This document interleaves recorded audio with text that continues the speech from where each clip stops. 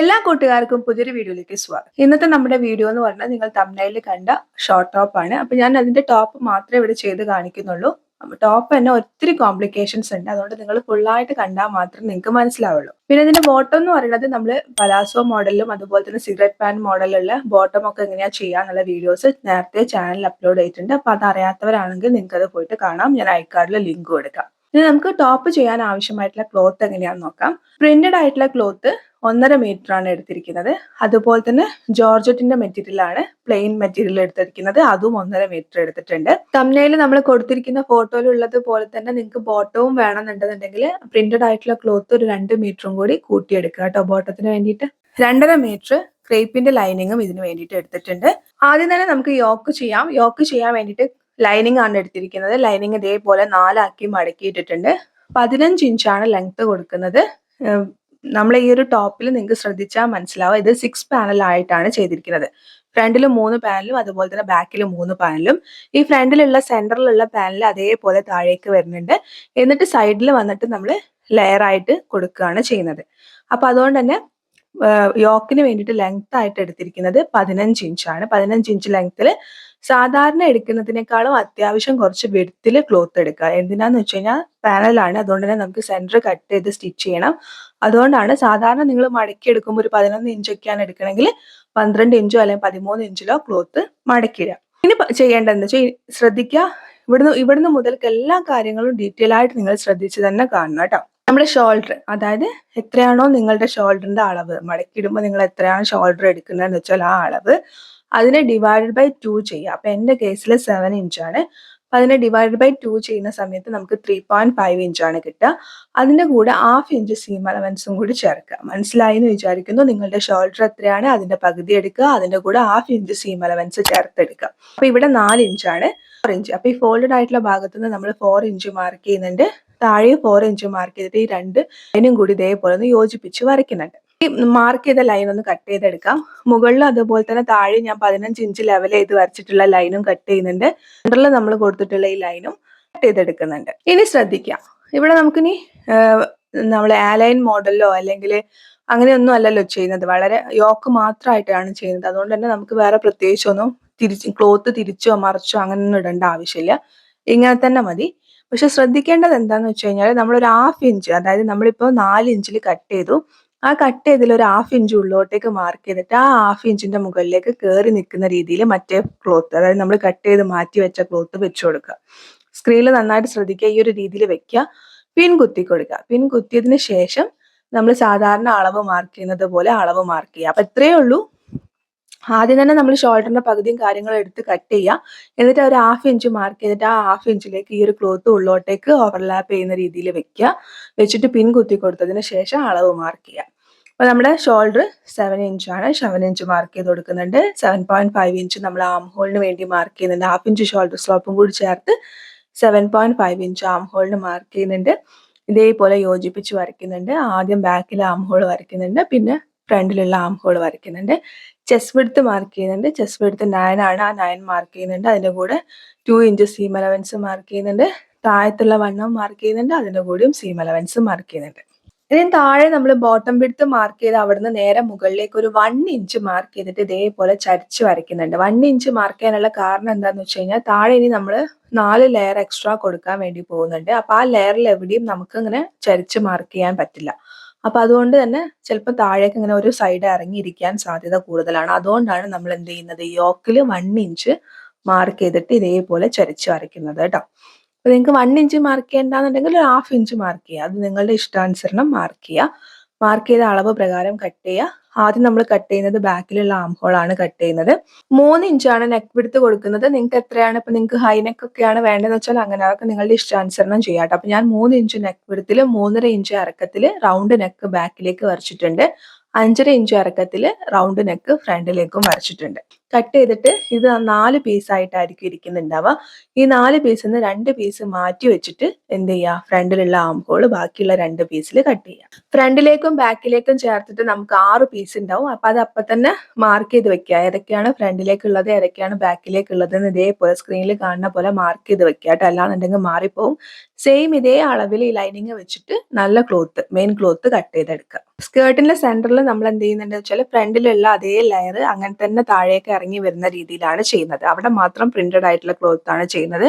ബാക്കി രണ്ട് സൈഡിലാണ് നമ്മൾ പ്ലെയിൻ ക്ലോത്ത് കൊടുക്കുന്നത്. അപ്പൊ അതിന് വേണ്ടിയിട്ട് ഞാൻ ഇതേപോലെ ഒരു ക്ലോത്ത് എടുത്തിട്ടുണ്ട്. അപ്പൊ എങ്ങനെയാന്ന് പറയാം. ടോട്ടൽ ലെങ്ത് ഞാൻ പറഞ്ഞു ഇത് ഷോർട്ട് ടോപ്പ് ആണ്. അപ്പൊ അതുകൊണ്ട് ടോട്ടൽ ലെങ്ത്തിന് യോക്കിന്റെ ലെങ്ത് മൈനസ് ചെയ്യാം. അപ്പൊ ഞാൻ ടോട്ടൽ ലെങ്ത് ആയിട്ട് എടുത്തത് 30 ഇഞ്ചാണ്. 30 ഇഞ്ചിന് യോക്കിന് നമ്മൾ ലെങ്ത് കൊടുത്തത് 14 ഇഞ്ചാണ്. 15 ഇഞ്ച് എടുത്തു, പക്ഷെ 1 ഇഞ്ച് സീം അലവൻസ് ആണ്, അതുകൊണ്ട് 14 ഇഞ്ചാണ് ലെങ്ത്. അപ്പൊ 30ന്ന് നമ്മൾ 14 മൈനസ് ചെയ്യുന്ന സമയത്ത് ബാലൻസ് നമുക്ക് 16 ഇഞ്ചാണ് കിട്ടുക. ഈ 16 ഇഞ്ചിന്റെ കൂടെ 16 ഇഞ്ച് എന്ന് വെച്ചാൽ ഞാൻ എടുത്ത അളവ്, നിങ്ങൾ എടുക്കുന്ന അളവ് എത്രയാന്ന് വെച്ചാൽ ആ അളവിന്റെ കൂടെ 1.5 ഇഞ്ച് എക്സ്ട്രാ സീം അലവൻസ് ആയിട്ട് എടുക്കുക. അപ്പൊ നമുക്ക് ഇവിടെ കിട്ടിയിരിക്കുന്ന ലെങ്ത് എന്ന് പറയുന്നത് 17.5 ഇഞ്ചാണ്. അപ്പൊ നിങ്ങൾക്ക് മനസ്സിലായി എന്ന് വിചാരിക്കുന്നു. ഈ 17.5 ഇഞ്ചിൽ നിന്ന് ഒരു 2 ഇഞ്ച് കുറച്ചിട്ട് എടുക്കുക ലൈനിങ്ങിന് വേണ്ടിയിട്ട്. 15.5 ഇഞ്ച് എടുക്കുക ലൈനിങ്ങിന്. അതായത് നമ്മൾ എത്രയാണോ മെയിൻ ക്ലോത്തിന് ലെങ്ത് എടുക്കുന്നത് അത്ര തന്നെ ലൈനിങ്ങിന് ലെങ്ത് എടുക്കരുത്. അതുകൊണ്ടാണ് ലൈനിങ് ഒരു 2 ഇഞ്ച് കുറച്ചെടുക്കാൻ പറഞ്ഞത്. ഞാൻ ഇതേപോലെ ക്ലോത്ത് എടുത്തിട്ടുണ്ട്. 17.5 ഇഞ്ചിൽ മെയിൻ ക്ലോത്തിലാണ് കാണിക്കുന്നത്, ലൈനിങ് അല്ല. 17.5 ഇഞ്ചിൽ ഇതേപോലെ ക്ലോത്ത് എടുത്തിട്ട് ആ ക്ലോത്തിനെ 4 മടക്കി കൊടുക്കുന്നുണ്ട്. മാർക്ക് ചെയ്യാനുള്ള എളുപ്പത്തിന് വേണ്ടിയിട്ടാണ് 4 മടക്കി കൊടുക്കുന്നത്. 4 മടക്കുന്ന സമയത്ത് 7 ഇഞ്ച് വിഡ്ത്തിലാണ് ഇതേപോലെ മടക്കിയിട്ടിരിക്കുന്നത്. എന്നിട്ട് അതിന്റെ കറക്റ്റ് മുകളിലായിട്ട് നമ്മൾ നേരത്തെ കട്ട് ചെയ്ത് മാറ്റി വെച്ചിട്ടുള്ള ഫ്രണ്ടിലോ ബാക്കിലോ ഏതായാലും സെന്റർ പീസ് സെയിം ആയിരിക്കും. അപ്പൊ ആ പീസ് എടുത്തിട്ട് അതിനെ കറക്റ്റ് 2 മടക്കി കൊടുത്തിട്ട് മുകൾ ഭാഗത്ത് ആ ഒരു പോയിന്റ് അതേപോലെ അടയാളപ്പെടുത്തി കൊടുക്കുക. എന്നിട്ട് താഴ്ഭാഗം ഞാൻ പറഞ്ഞല്ലോ 7 ഇഞ്ചാണ് വിടുത്ത് എടുത്തത്. ആ 7 ഇഞ്ച് വിടുത്തിലേക്ക് മാക്സിമം നമുക്ക് വിടുത്ത് കിട്ടുന്ന പോലെ എലൈൻ വരയ്ക്കുന്ന മോഡലിൽ ഈ പോയിന്റ് താഴേക്ക് ഇതേപോലെ സ്കെയിൽ വെച്ചിട്ട് ആംഗിൾ ആയിട്ട് യോജിപ്പിച്ച് വരയ്ക്കുക. താഴ്ഭാഗം ചരിച്ചൊന്നും വരയ്ക്കേണ്ട, അത് നമുക്ക് സ്റ്റിച്ചൊക്കെ ചെയ്ത് കഴിഞ്ഞിട്ട് അന്നേരം നോക്കിയിട്ട് വേണമെന്നുണ്ടെങ്കിൽ മാത്രം ചെയ്താൽ മതി. ഇപ്പൊ ഈ ഒരു രീതിയിൽ വരയ്ക്കാം, കട്ട് ചെയ്യുക. സെയിം ഇതേപോലെ തന്നെ ലൈനിങ് വേണം. ലൈനിങ് എടുക്കുന്ന സമയത്ത് 2 ഇഞ്ച് ലെങ്ത് മാത്രം കുറയ്ക്കുക. വിഡ്ത്ത് സെയിം ഇതേപോലെയാണ് വേണ്ടത്. ഇപ്പൊ നമുക്ക് ഫ്രണ്ടിലേക്കും ബാക്കിലേക്കും ഇതേപോലെ 2 പീസ് കിട്ടിയിട്ടുണ്ട്. എന്തുകൊണ്ടാണ് ഇതേപോലെ ചരിച്ച് വരയ്ക്കാൻ വേണ്ടി പറഞ്ഞതെന്ന് വെച്ച് കഴിഞ്ഞാൽ ഈ ഒരു ഡ്രസ്സ് ഓപ്പൺ, അതായത് സൈഡ് ഓപ്പൺ അല്ല, ക്ലോസ്ഡ് ആണ്, എലൈൻ മോഡലിലാണ് ഇരിക്കുന്നത്. അപ്പൊ നമുക്ക് ഫ്ലെയർ ഉണ്ടെന്നുണ്ടെങ്കിൽ അതൊരു ഭംഗി ഉണ്ടാവുള്ളൂ. അപ്പൊ അതിന് വേണ്ടിയിട്ടാണ് ഇതേപോലെ താഴ്ഭാഗത്ത് ഫ്ലെയർ കിട്ടാൻ വേണ്ടിയിട്ടാണ് ഇങ്ങനെ ചരിച്ച് വരയ്ക്കാൻ വേണ്ടിയിട്ട് പറഞ്ഞത്. അപ്പൊ ഈ ഒരു രീതിയിൽ തന്നെ ചെയ്യാം. ഇനി ശ്രദ്ധിക്കുക, വളരെ കെയർഫുൾ ആയിട്ടാണ് ഈ ഒരു പാർട്ട് നിങ്ങൾ കാണേണ്ടത് കേട്ടോ. അപ്പൊ അതിന് വേണ്ടിയിട്ട് ഞാനിവിടെ ലൈനിങ് എടുത്തിട്ടുണ്ട്. ലൈനിങ്ങിനെ 4 മടക്കിയിട്ടിട്ടുണ്ട്. മുകളിൽ നിന്ന് ഇതേപോലെ ഒരു ലൈൻ വരച്ചിട്ട് അതിനൊന്ന് ലെവൽ ചെയ്ത് കൊടുക്കുന്നുണ്ട്. എന്നിട്ട് ഞാൻ നേരത്തെ പറഞ്ഞിട്ടുണ്ടായിരുന്നു നമ്മൾ ടോട്ടൽ ലെങ്ത് 30 ഇഞ്ചാണ്. ആ 30 നിന്ന് നമ്മൾ 14 ഇഞ്ച് യോക്കിന്റെ ലെങ്ത് മൈനസ് ചെയ്യുമ്പോൾ ബാലൻസ് നമുക്ക് സ്കേർട്ടിന് വേണ്ടിയിട്ട്, അതായത് താഴ്ഭാഗത്തേക്ക് വേണ്ടിയിട്ട് 16 ഇഞ്ചാണ് കിട്ടുന്നത്.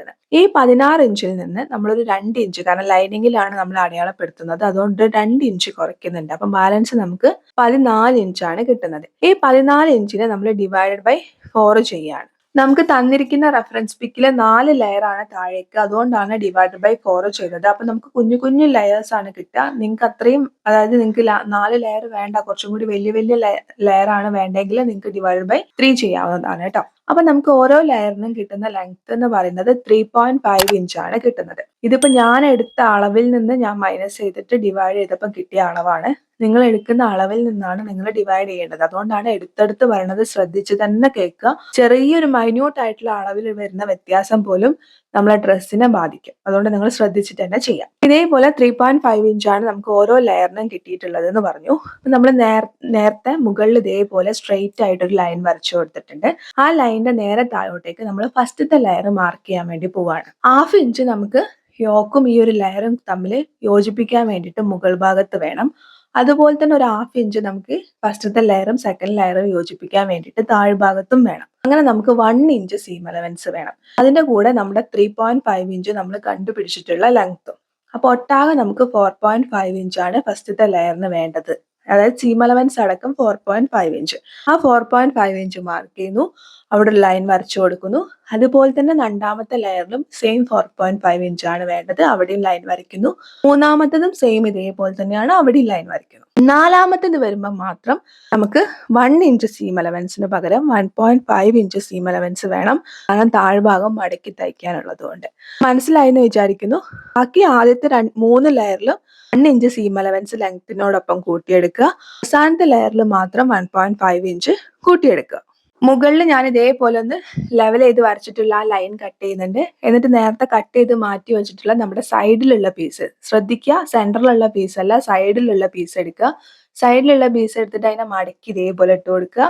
എന്നിട്ട് നമ്മൾ നേരത്തെ സെൻറ്ററിലുള്ള പീസ് മാർക്ക് ചെയ്തപ്പോൾ തന്നെ ആ പോയിന്റ് ഒന്ന് അടയാളപ്പെടുത്തി കൊടുക്കുക. എന്നിട്ട് നമ്മൾ എടുത്തിട്ടുള്ള 4ാമത്തെ ലെയറിന്റെ താഴ്ഭാഗത്തേക്ക് ഇത് യോജിപ്പിച്ച് വരയ്ക്കാം. അതായത് നമ്മൾ ലൈനിങ്ങിന്റെ വിടുത്ത്, അതായത് ക്രേപ്പിന്റെ ലൈനിങ് എപ്പോഴും 40 ഇഞ്ചൊക്കെ ആയിരിക്കും വിടുത്ത് ഉണ്ടാവുക. അതിനെ നമ്മൾ മടക്കിയിടുന്ന സമയത്ത് 4ആക്കി മടക്കിയിടുമ്പോൾ നമുക്ക് 10 ഇഞ്ചാണ് ഉണ്ടാവുക. ഈ 10 ഇഞ്ച് മാക്സിമം യൂട്ടിലൈസ് ചെയ്യുന്ന രീതിയിൽ ഇതേപോലെയാണ് വരച്ചിരിക്കുന്നത്. നേരത്തെ പറഞ്ഞ പോലെ തന്നെ സൈഡ് ചരിച്ചൊന്നും ചെയ്യണ്ട. കാരണം നമ്മളിത് ചെയ്ത് കഴിഞ്ഞിട്ട് നമുക്ക് മുകളിൽ ഓൾറെഡി നമ്മൾ ഈ യോക്കിന്റെ ഭാഗത്ത് 1 ഇഞ്ച് ചരിച്ച് മാർക്ക് ചെയ്തിട്ടുണ്ട്. അപ്പൊ അത് മതി. അതുകൊണ്ട് താഴ്ഭാഗം ഇനി ചരിച്ചിട്ടൊന്നും മാർക്ക് ചെയ്യേണ്ട. ഈ ഒരു രീതിയിൽ കട്ട് ചെയ്യുക. കട്ട് ചെയ്തതിന് ശേഷം ഓരോ ലെയറും വേറെ വേറെ തന്നെയായിട്ട് കട്ട് ചെയ്യുക. നിങ്ങൾ സ്ക്രീനിൽ കാണുന്ന പോലെ തന്നെ വേണം ഓരോ ലെയറും കട്ട് ചെയ്യാൻ വേണ്ടിയിട്ട്. ഇനി ഓരോ പീസായിട്ട് എന്ത് ചെയ്യാന്ന് വെച്ചാൽ മടക്കി വെച്ചിട്ട് നമ്മൾ ഈ ആംഗിൾ ആയിട്ട് കട്ട് ചെയ്ത ഭാഗം ഉണ്ടല്ലോ, ആ ഭാഗം ഒന്ന് സൈഡ് ജോയിൻ ചെയ്തെടുക്കുക. ഡബിൾ സ്റ്റിച്ച് കൊടുത്തിട്ട് സൈഡ് ഒന്ന് ജോയിൻ ചെയ്തെടുക്കുക. അപ്പൊ ഇതേപോലെ നമ്മൾ ലൈനിങ് കട്ട് ചെയ്ത് മാറ്റി വെച്ചിട്ടുണ്ട്. ഇനി നമുക്ക് ഇതിലേക്കെല്ലാം എന്ത് ചെയ്യണം? നല്ല പീസ് കട്ട് ചെയ്യണം. അപ്പൊ ഇതെല്ലാം ഓരോന്നും രണ്ടെണ്ണം വെച്ചിട്ടുണ്ട്. വിഡ്ത്ത് എടുക്കുന്ന സമയത്ത് ഫസ്റ്റത്തെ ലെയർ എടുക്കുന്ന സമയത്ത് ഫസ്റ്റത്തെ ലെയറിലെ ലൈനിങ്ങിന്റെ വിഡ്ത്തിന്റെ ഡബിൾ എടുക്കുക. ഇനി അതിനെ 3 ഇരട്ടിയായിട്ട് എടുക്കണം എന്നുണ്ടെങ്കിൽ നിങ്ങൾക്ക് 3 ഇരട്ടിയായിട്ട് എടുക്കാം. നിങ്ങളുടെ കയ്യിൽ കുറെ ക്ലോത്ത് ഉണ്ട്, നിങ്ങൾക്ക് കുറെ പ്ലീറ്റ്സ് വേണമെങ്കിൽ 3 ഇരട്ടിയായിട്ട് എടുക്കാം. 3 ഇരട്ടിയായിട്ട് എടുക്കുമ്പോൾ ഒത്തിരി പ്ലീറ്റ്സ് വരും, കാണാൻ ഭംഗിയുണ്ടാവും. അതല്ലാന്നുണ്ടെങ്കിൽ എന്ത് ചെയ്യാന്ന് വെച്ചാൽ 2 ഇരട്ടി, അതായത് അതിന്റെ ഡബിൾ, കറക്റ്റ് ഡബിൾ എടുക്കുക. എന്നിട്ട് അതിന്റെ ലെങ്ത്തിന്റെ കൂടെ 2 ഇഞ്ച് എക്സ്ട്രാ എടുക്കുക. അപ്പൊ നമുക്ക് സീം അലവൻസ് അടക്കം 4.5 ഇഞ്ചാണ് ലെങ്ത് ഉണ്ടാവുക. ആ ലെങ്ത്തിന്റെ കൂടെ എല്ലാ ലെയർ എന്ത് ചെയ്യണം? 2 ഇഞ്ച് എക്സ്ട്രാ എടുക്കണം. അവസാനത്തെ ലെയർ എടുക്കുന്ന സമയത്തും 2 ഇഞ്ച് എക്സ്ട്രാ തന്നെ എടുക്കണം കേട്ടോ. അപ്പൊ എല്ലാ ലെയറും 2 ഇഞ്ച് എക്സ്ട്രാ എടുക്കുക. വിടുത്ത് എടുക്കുന്ന സമയത്ത് എത്രയാണോ വിടുത്ത് എന്ന് വെച്ചാൽ ആ വിടുത്തിന്റെ ഡബിൾ എടുക്കുക. ഇനി ഇതിലേക്കുള്ള സ്ലീവ് മാർക്ക് ചെയ്യാം. സ്ലീവിന് വേണ്ടിയിട്ട് ഞാൻ ഇതേപോലെ ക്ലോത്ത് എടുത്തിട്ട് അതിനെ 4ആക്കി മടക്കി കൊടുക്കുന്നുണ്ട്. സ്ലീവിൽ ലൈനിങ് കൊടുക്കുന്നില്ല കേട്ടോ, 4ആക്കി മടക്കി കൊടുക്കുന്നുണ്ട്. ലെങ്ത് ആയിട്ട് എടുത്തത് 12 ഇഞ്ച് ലെങ്ത് ആണ് എടുത്തത്. വിടുത്ത് 9.5 ഇഞ്ചാണ്. നിങ്ങൾക്ക് എത്രയാണ് വേണ്ടത് വെച്ചാൽ ആ ലെങ്ത്തിലും വിടുത്തിലും ക്ലോത്ത് 4ആക്കി മടക്കി ഇട്ട് കൊടുക്കുക. ഫോൾഡഡ് ആയിട്ടുള്ള ഭാഗത്തല്ല, ഓപ്പണിംഗ് ആയിട്ടുള്ള ഭാഗത്ത് നിന്ന് മുകളിൽ നിന്ന് നേരെ താഴോട്ടൊരു 3.5 ഇഞ്ച് മാർക്ക് ചെയ്യുന്നുണ്ട്. ആം ഹോൾ കുഴിച്ചു വരയ്ക്കുന്നുണ്ട്. ഇതേപോലെ ഫ്രണ്ടിലേക്കുള്ള ആം ഹോളും വരയ്ക്കുന്നുണ്ട്. ഇനി താഴെയുള്ള വണ്ണം മാർക്ക് ചെയ്യുന്നുണ്ട്. അതിന്റെ കൂടെ ഒരു 1.5 ഇഞ്ച് സീം അലവൻസ് മാർക്ക് ചെയ്യുന്നുണ്ട്. 1.5 ഇഞ്ച് അല്ലെങ്കിൽ 1 ഇഞ്ച് എത്രയാണെന്ന് വെച്ചാൽ അത് മാർക്ക് ചെയ്യുക. ചരിച്ച് വരയ്ക്കുക. മാർക്ക് ചെയ്ത അളവ് പ്രകാരം കട്ട് ചെയ്യുക. സെന്ററിൽ ഒരു നോച്ച് കൊടുക്കുക. എന്നിട്ട് അതിന് 2 പീസിലേക്ക് മാത്രം ഫ്രണ്ടിലുള്ള ആം ഹോൾ കുഴിച്ച് കട്ട് ചെയ്യുക. നിങ്ങൾക്ക് ഇതേപോലെ മടക്കിയിട്ടിട്ട് ഫ്രണ്ടിലുള്ള പീസ് കുഴിച്ച് കട്ട് ചെയ്യാൻ എന്തെങ്കിലും ബുദ്ധിമുട്ടുണ്ടെന്നുണ്ടെങ്കിൽ നിവർത്തി വെച്ചിട്ട് ഒരു ഭാഗം മാത്രം കട്ട് ചെയ്തെടുത്താലും മതി. ഇതേപോലെ നമ്മൾ ലെയർ ഒക്കെ കട്ട് ചെയ്ത് കഴിഞ്ഞാൽ ബാലൻസ് വരുന്ന ക്ലോത്തിനെ നിങ്ങൾ സ്ക്രീനിൽ കാണുന്ന പോലെ നമ്മൾ അമ്പറിലേക്കൊക്കെ മടക്കുന്ന പോലെ 4ആക്കിയിട്ട് മടക്കി കൊടുക്കുക. നിങ്ങൾ സ്ക്രീനിൽ കാണണ്ടല്ലോ, ഈ ഒരു രീതിയിൽ വേണം മടക്കാൻ വേണ്ടിയിട്ട്. നമ്മളെ സ്ലീവിന്റെ താഴ്ഭാഗത്തുള്ള വിടുത്ത് എന്ന് പറയുന്നത് ഞാൻ 7 ഇഞ്ചാണ് എടുത്തത്. സീം അലവൻസ് അടക്കം 7 ഇഞ്ചാണ്. അപ്പൊ ആ 7 ഡിവൈഡ് ബൈ 2 ചെയ്യുക. കാരണം നമ്മൾ മടക്കി ഇട്ടപ്പോഴാണ് 7, അപ്പൊ നമ്മളിവിടെ 4ആക്കിയിട്ടാണ് മടക്കിയത്. അതുകൊണ്ടാണ് ഡിവൈഡ് ബൈ 2 ചെയ്യാൻ വേണ്ടി പറഞ്ഞത്. അപ്പൊ നമുക്ക് 3.5 ഇഞ്ചാണ് കിട്ടുക. അപ്പൊ ഏറ്റവും മുകളിലെ അതായത് പോയിന്റഡ് ആയിട്ടുള്ള ഭാഗത്ത് നിന്ന് ടേപ്പ് ഇതേപോലെ വെച്ചിട്ട് 3.5 ഇഞ്ച് മാർക്ക് ചെയ്തിട്ട് അവിടെ ഒരു സെമി സർക്കിൾ വരയ്ക്കുന്നുണ്ട്. അതിനുശേഷം എത്രയാണോ നമുക്ക് സ്ലീവ് കഴിഞ്ഞിട്ട് ഈ ഒരു ലെയർ വേണ്ടത്, ഡബിൾ ലെയർ ആയിട്ടാണ് നമ്മൾ കൊടുക്കുന്നത്. അപ്പൊ എത്രയാണോ നിങ്ങൾക്ക് ഈ ലെയർ വേണ്ടതെന്ന് വെച്ചാൽ ആ ലെയറിന്റെ ലെങ്ത് മാർക്ക് ചെയ്ത് കൊടുക്കുക. സീം അലവൻസ് അടക്കമുള്ള ലെങ്ത് വേണം മാർക്ക് ചെയ്യാൻ വേണ്ടിയിട്ട്. സീം അലവൻസ് അടക്കം ഞാനൊരു 4 ഇഞ്ചാണ് മാർക്ക് ചെയ്ത് കൊടുക്കുന്നത്. 4 ഇഞ്ച് മാർക്ക് ചെയ്ത് ഇതേപോലെ ഒരു സെമി സർക്കിൾ വരയ്ക്കുന്നുണ്ട്. മുകളിലുള്ളതും താഴെയുള്ളതും സെയിം ഇതേപോലെ കട്ട് ചെയ്യുന്നുണ്ട്. ഇതിപ്പോ നമുക്ക് ഒരു പീസാണ് കിട്ടിയത്. സെയിം ഇതേപോലെ തന്നെ നമുക്ക് ഒരു പീസും കൂടി വേണം. ഇനി ബാക്കി ബാലൻസ് വരുന്ന ക്ലോത്തിന് ഇതേപോലെ നിങ്ങൾ സ്ക്രീനിൽ കാണുന്ന പോലെ ഇപ്പൊ നമ്മൾ മടക്കിയ സെയിം മെത്തേഡ് തന്നെയാണ്. കുറച്ച് വലുതാക്കി മടക്കി കൊടുക്കുക. ഇതേപോലെ നമ്മൾ അമ്പർലൊക്കെ മടക്കുന്ന പോലെ കുറച്ച് വലുതാക്കി മടക്കുക. വലുതാക്കി മടക്കിയതിന് ശേഷം നമ്മൾ നേരത്തെ കട്ട് ചെയ്ത് മാറ്റി വെച്ചിട്ടുള്ള പീസ് ഇതിന്റെ മുകളിൽ വെച്ച് കൊടുക്കുക. അപ്പൊ ഫസ്റ്റത്തെ ലെയർ നമ്മൾ 4 ഇഞ്ചാണ് ലെങ്ത് മാർക്ക് ചെയ്തത്. അത് കഴിഞ്ഞിട്ട് എക്സ്ട്രാ ഒരു 2 ഇഞ്ച് രണ്ടാമത്തെ ലെയറിന് മാർക്ക് ചെയ്ത് കൊടുക്കുന്നുണ്ട്. എന്നിട്ട് കട്ട് ചെയ്യുന്നുണ്ട്. സെയിം ഇതേപോലെ തന്നെ ഒരു പീസും കൂടി നമുക്ക് വേണം. അങ്ങനെ 2 സ്ലീവിനും കൂടി വേണം. ഇനി നമ്മൾ സ്റ്റിച്ച് ചെയ്യാൻ വേണ്ടി പോവാണ്. നമ്മൾ ക്യാൻവാസ് പേപ്പർ ഒന്നും ഇല്ലാണ്ടാണ് നെക്ക് ചെയ്യുന്നത്. നിങ്ങൾക്ക് വേണമെങ്കിൽ ക്യാൻവാസ് പേപ്പർ വെച്ച് ചെയ്യാം കേട്ടോ, കുഴപ്പമൊന്നുമില്ല. അപ്പൊ നമ്മൾ ഫ്രണ്ടിലെ നല്ല പീസിന്റെ മുകളിൽ ലൈനിങ് വെച്ച് കൊടുക്കുന്നുണ്ട്. നല്ല രീതിയിൽ പിൻ കുത്തി കൊടുക്കുന്നുണ്ട്. എങ്ങനെയാണോ ലൈനിങ്ങിൽ നെക്കിന്റെ ഷേപ്പ് ഇരിക്കുന്നതെന്ന് വെച്ചാൽ അതേപോലെ നെക്ക് ഒന്ന് സ്റ്റിച്ച് ചെയ്തെടുക്കുന്നുണ്ട്. എക്സ്ട്രാ ക്ലോത്ത് കട്ട് ചെയ്യുന്നുണ്ട്. ഈ വെച്ചിട്ടുള്ള ക്ലോത്തിൽ കുഞ്ഞു കുഞ്ഞു കട്ട് കൊടുക്കുന്നുണ്ട്. മറിച്ചൊന്ന് അടിക്കുന്നുണ്ട്. എന്നിട്ട് ഉള്ളോട്ടേക്ക് വെച്ചിട്ട് ഒന്നും കൂടി സ്റ്റിച്ച് ചെയ്യുന്നുണ്ട്. നമ്മൾ എപ്പോഴും നോർമൽ നെക്ക് ചെയ്യുന്നത് പോലെ തന്നെയാണ്. അത് നിങ്ങൾക്ക് അറിയാവുന്നതുകൊണ്ടാണ് കുറച്ച് സ്പീഡിൽ പറഞ്ഞത് കേട്ടോ. അറിയാത്തവരാണെങ്കിൽ അതിൻ്റെയൊക്കെ വീഡിയോസ് നമ്മൾ നേരത്തെ ചാനലിൽ ചെയ്തിട്ടുണ്ട്, കണ്ടാൽ മതി. അപ്പോൾ ഈ രീതിയിൽ നമ്മൾ ബാക്കോട്ടേക്ക് ലൈനിങ് എടുത്തിട്ടുണ്ട്.